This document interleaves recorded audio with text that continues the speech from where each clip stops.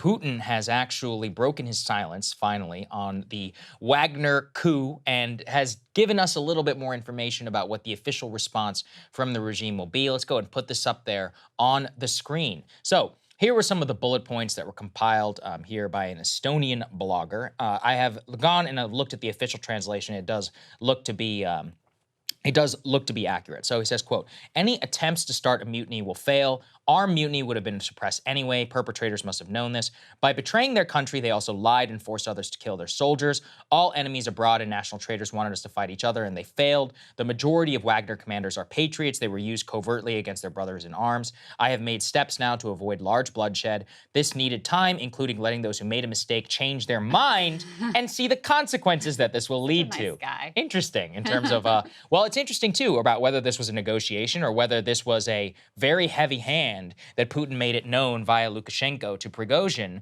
behind the scenes of, hey, man, like you and everybody you're with, you're about to get vaporized. So it's like, is that something that you want to choose? Let's be very real here. I'm going to kill you and I'm going to kill your entire family. And that was why the FSB had opened that investigation against him. The reason why that this silence broke in and all of that, everybody's reading between the tea leaves, is that, let's put this up there, please, on the screen. The Financial Times had a decent write-up on this, is that at the same time, though, Krystal, there have been signs of weakness from behind the Russian curtain. You've seen that the FSB dropped its investigation now. The FSB is a successor to the KGB, the security services, dropped its investigation into Prigozhin.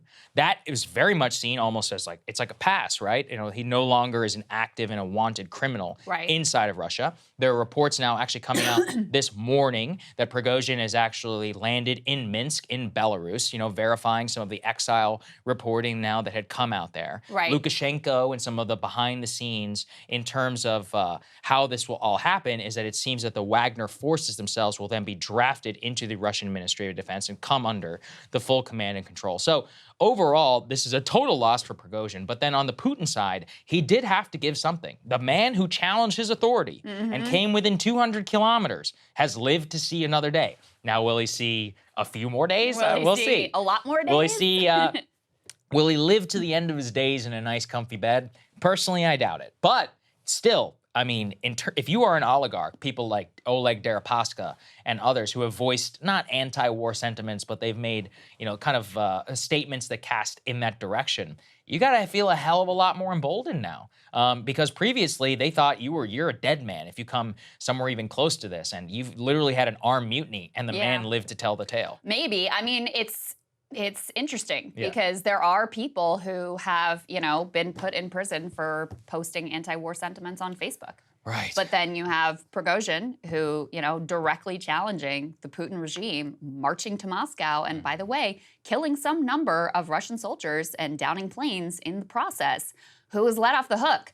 So you said this right away, Saagar, which is that very likely you're going to have a greater crackdown on dissent domestically because, you know, Putin is showing weakness right now and really can't afford that.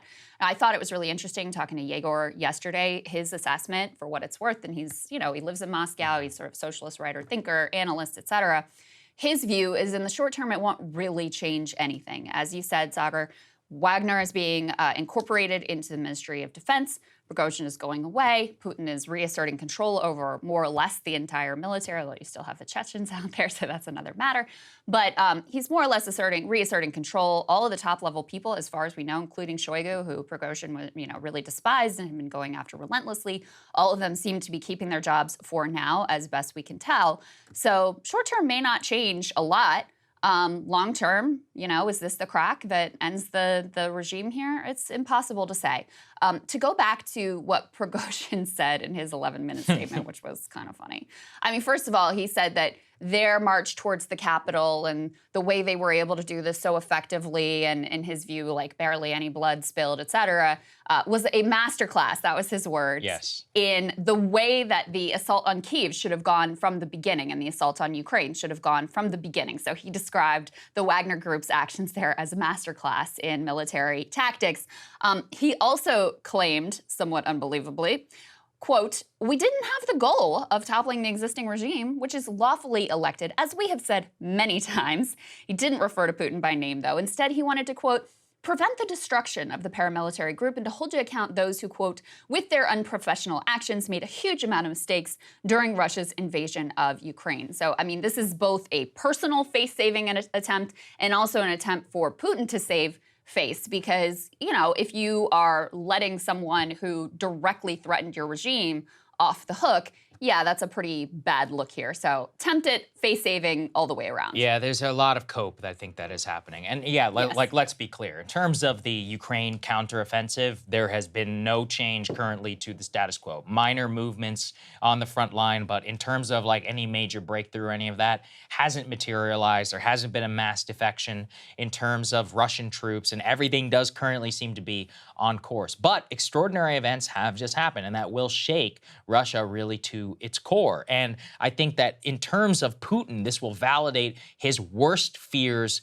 of all time. And I actually think a crackdown domestically, while that is likely, we may even see even more of a crackdown in the military, because their apparatchiks and political officers are loyal to Shoigu and to Gerasimov, even though those guys are terrible at their jobs and would never have risen to those level in the United States or any sort of meritocratic system. They're basically mafia bosses. The issue really for them is that whenever they are promoting people from within, they're largely loyal to the two of them, and those two have then been loyal to Putin. But Putin may come through and demand even more loyalty tests, I think, from the future. It's actually very much what Stalin did in the 1930s. It's one of the reasons the Russian army was not well prepared for the, what happened during the Nazi invasion. The Tsars did the same thing. Like almost any time there's some sort of rebellion from within the armed forces, they do a good job, or they do usually a job of making it more political. But overall, that usually